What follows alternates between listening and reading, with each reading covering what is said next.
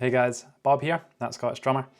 And today we're going to be looking at how you can use the Roland SPD-SX if you're playing with an artist, and how you can put like backing tracks on there and even cut that backing track up into separate scenes for each section of the song. Just last week I performed at the BBC Upload stage at the Edinburgh Festival, which was a lot of fun. I had an artist that I've recorded for ask me if I could play with them, and that artist is just a singer, so it was only me and the artist, so I had to play everything else to cover all the instruments that we didn't have there. Now what I didn't want to do was just run a backing track from start to finish. I wanted to try and trigger scenes, so when we got to the pre-chorus, I wanted to hit the pad which would trigger only the pre-chorus, which would run and then stop once we get to the chorus. And then when we get to the chorus, hit another pad, trigger the chorus. So we're going to be taking a look at that today and how you can build these. I like to call them scenes. And yeah, we're just going to explore that and also look at some one-shots as well. So firstly, we're going to want to get all of the stems from the artist. Now I'm going to jump over to my computer here and let me just start a screen recording. We're going to jump over into Logic, and you'll see here these are all my stems and I've grouped them. So we've got drums, and these are all the drum stems. So there's quite a lot. And we've got drums, we've got bass, not so much there. We have guitar, and then we also have synth. Let me just delete this one because we'll come back to that. I'll explain that a little bit later. Now I'm using Logic today, but you can of course use any DAW. Logic's just what I use. And I do know that my BPM is 96, so that's been set, and I'm running at a sample rate of 44.1, which is ideal for the SPD-SX. Now before we dive into this, one thing to remember is that the Roland SPD-SX has 9 pads on there. So keep that number in mind. We don't want too many one-shot samples or too many scenes that we're going to be triggering because we have a limited number of pads we're working with. You can of course expand these. There are 2 trigger inputs, 2 stereo trigger inputs on the back of the SPD, which can also be split to 4 mono, however you want to do that. So that essentially gives you 4 more trigger inputs, pads, playing surfaces, whatever you want to call them. And there are also 2 foot switch inputs, and you can assign sounds there as well. So for me, I am using the SPD-SX, 1 Boss FSU foot switch, and a pad. Yeah, a Roland PD-85. So that's the mesh pad with a rubber rim around it, which is going to give me 2 more triggers. So for this gig, my available inputs are the 9 pads on the Roland, plus the 2 from my PD-85, plus my 1 foot switch input, which gives me 9, 10, 11, 12. It's a good thing us drummers know how to count, right? God help any bass players that are trying to do this. Now another thing before we move on, the SPD-SX takes WAV files at a sample rate of 44.1 kilohertz and a bit depth of 16 bits, okay?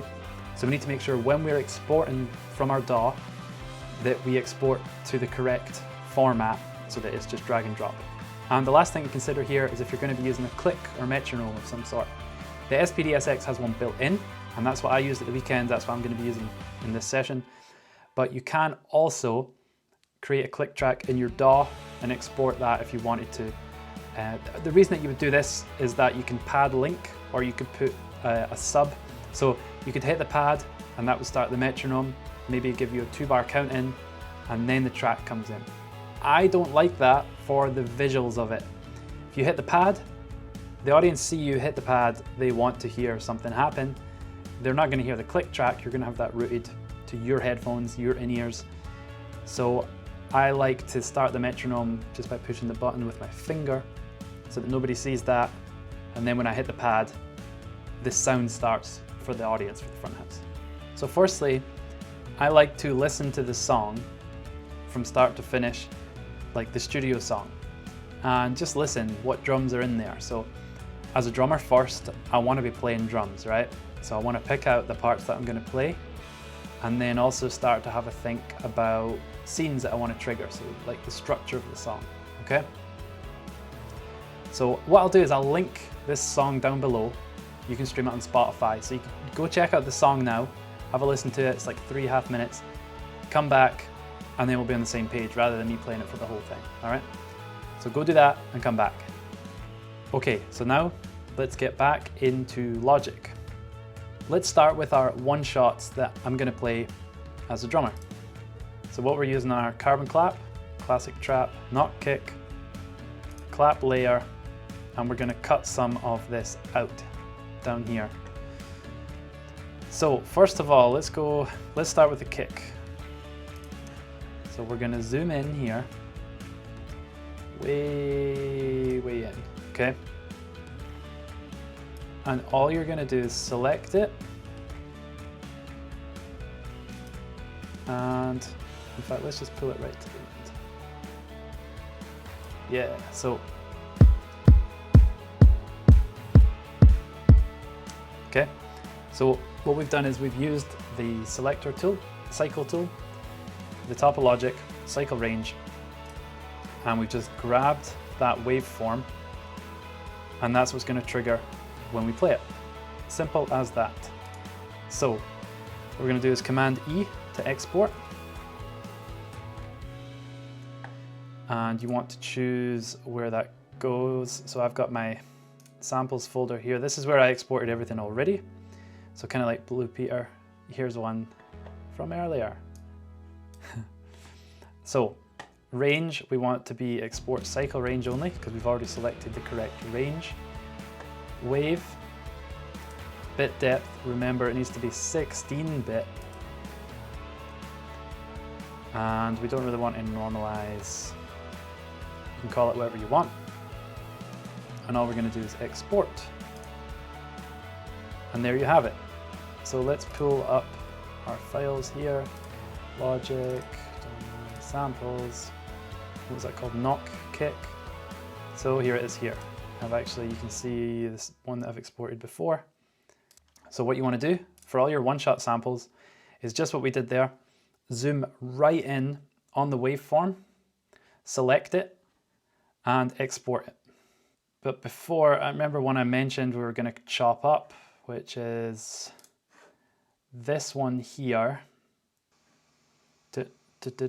So what we could do, okay. So this is a one bar, no, one beat. It's like, it's not quite a one-shot sample, but it's like a tiny loop, really.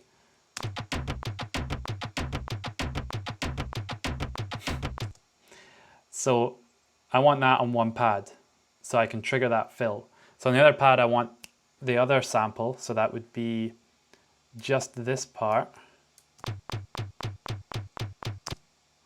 so that we can trigger.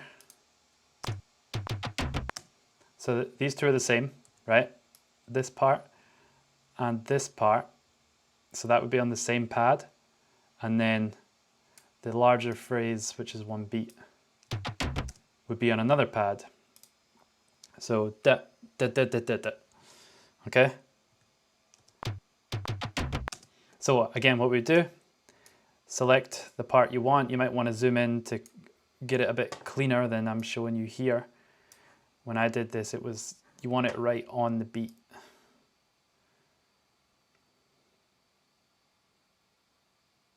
And again, I'm doing a terrible job of this. I don't know why snap isn't on. There we go. All right, so that's what you want to be exporting. So that's all of our one-shots.